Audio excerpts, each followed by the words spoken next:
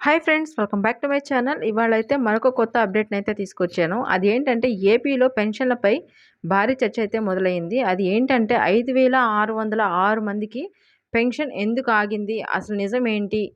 అనేదైతే మీకు చెప్పబోతున్నాను. ఆంధ్రప్రదేశ్‌లో పెన్షన్ల లబ్ధిదారులకు సంబంధించిన కొత్త గణాంకాలు ఇప్పుడు రాష్ట్ర వ్యాప్తంగా చర్చనీయాంశంగా మారాయని అంటున్నారు. కొత్త ప్రభుత్వం అధికారంలోకి వచ్చిన తర్వాత పెన్షన్లపై అనేక మార్పులు తీసుకొచ్చిందనైతే చెప్తున్నారు. అయితే తాజాగా వెలువడిన వివరాల ప్రకారం వేలాది మంది పెన్షన్ జాబితా నుంచి తొలగించినట్టయితే సమాచారం ఉంది. అసలు ఎవరిని తొలగించారు? ఎందుకు తొలగించారు? కొత్తగా ఎంతమందికి పెన్షన్ మంజూరు చేశారు? ప్రస్తుతం రాష్ట్రంలో మొత్తం ఎంతమంది పెన్షన్ పొందుతున్నారు? మొత్తం ఈ వీడియో గురించయితే నేను చెప్పబోతున్నాను. అంతకంటే ముందుగా నా ఛానల్‌ని ఎవరైనా కొత్తగా చూస్తున్నట్లయితే తప్పకుండా లైక్ చేయండి, షేర్ చేయండి, సబ్స్క్రైబ్ చేయండి.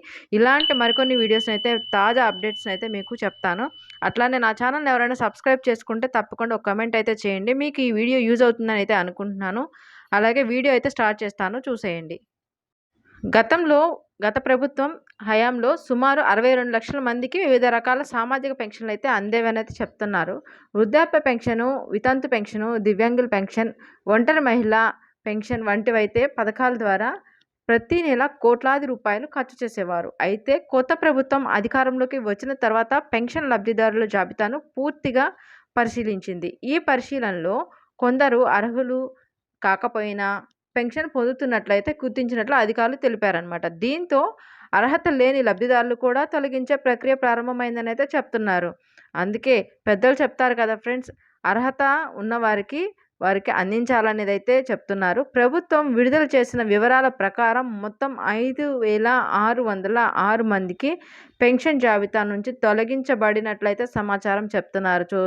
చూసారు కదా ఫ్రెండ్స్, ఇట్లాగా అర్హత లేని వాళ్ళు అంటే వాళ్ళకి పెన్షన్ రావాలి అని లేకపోయినా కూడాను, వాళ్ళు అర్హత లేకపోయినా కూడాను పెన్షన్‌లయితే తీసుకుంటున్నారంట ఫ్రెండ్స్. అది ప్రభుత్వం దాకా వెళ్ళింది. సో, వీటన్నిటిని రద్దు చేయాలి అనే ఉద్దేశంతోటి ఇంతమందికైతే వాళ్ళు తొలగించారనైతే చెప్తున్నారు. అండ్ సెకండ్ పాయింట్ వచ్చేసి, మరోవైపు అర్హులైన కొత్త లబ్ధిదారులను కూడా ప్రభుత్వం జాబితాలోకి తీసుకొచ్చింది.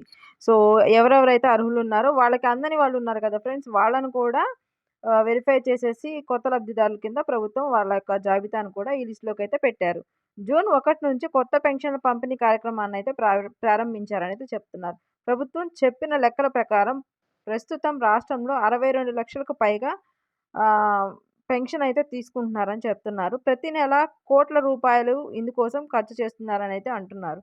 గ్రామాల్లో ఇంటింటికి వెళ్లి వాలంటీర్లు, సచివాలయ సిబ్బంది పెన్షన్ పంపిణీ అయితే చేస్తున్నారంట.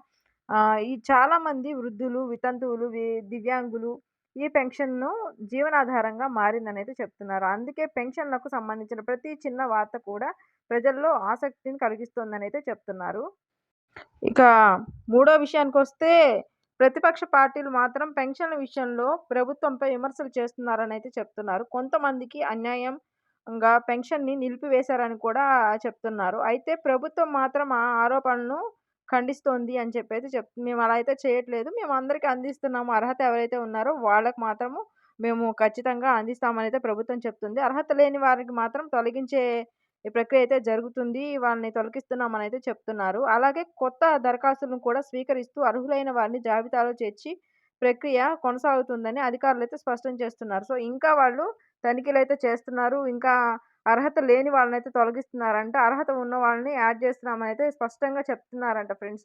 సో, మీకు కనుక వర్తించిద్ది, మీకు పథకం రావట్లేదు అని ఎవరైనా ఫీల్ అవుతున్నట్లయితే మీరొకసారి సచివాలయంకెళ్ళి అక్కడ ఉన్నటువంటి స్టాఫ్‌నైతే అడిగి మీరు వివరం తెలుసుకోండి ఫ్రెండ్స్. ఫ్రెండ్స్, ఇది మీ అందరికి మంచి తాజా అప్డేట్ అనైతే చెప్పుకోవాలి. ఎందుకంటే అర్హులైన వారు కూడా ఈ రోజుకి అందుకోలేని వారు చాలామంది ఉన్నారు. పెన్షన్‌లు గత ప్రభుత్వంలో జరిగిన అన్యాయం ఈ ప్రభుత్వంలో జరగదనైతే చెప్తున్నారు. సో, మీరందరూ కూడా ఎవరైనా అర్హులు ఉంటే మీ సర్టిఫికేట్స్ అవన్నీ పొందుపరిచి మొత్తంగా చూస్తే రాష్ట్రంలో పెన్షన్ వ్యవస్థ కొనసాగుతూనే ఉంది. ఇంకా అయితే అర్హతల పరిశీలన కారణంగా కొంతమంది జాబితా నుంచి తొలగించబడ్డారని చెప్తున్నారు. మరొక వైపైతే కొత్త అర్హులను చేర్చి లబ్ధిదారుల సంఖ్యను పెంచే ప్రయత్నం కూడా జరుగుతుందని చెప్తున్నారు. భవిష్యత్తులో మరిన్ని మార్పులు ఉంటాయా? కొత్త అర్హతలు వస్తాయా అనే విషయంపై ప్రభుత్వం నుంచి అధికారిక ప్రకటనలైతే రావాల్సి ఉంది. ఇంకా ఈ అంశంపై మీ అభిప్రాయం ఏంటో కూడా ఒక్కసారి నాతో షేర్ చేసుకోండి ఫ్రెండ్స్. మీ ప్రాంతంలో, మీ ఇంటి దగ్గర కూడా ఇట్లా పెన్షన్ పంపిణీ ఎలా జరుగుతుందో నాతో ఒక్కసారి కామెంట్‌లో తప్పకుండా తెలియచేయండి ఫ్రెండ్స్. ఈ వీడియో మీ అందరికీ యూజ్ అవుతుందని అయితే అనుకుంటున్నాను ఫ్రెండ్స్. కొత్తగా ఎవరైనా చూస్తున్నట్లయితే తప్పకుండా లైక్ చేయండి, షేర్ చేయండి, సబ్స్క్రైబ్ చేయండి. అలానే సబ్స్క్రైబ్ చేసుకున్న వాళ్ళకి మీ ఫ్రెండ్స్‌కి, రిలేటివ్స్‌కి షేర్ చేయండి ఫ్రెండ్స్.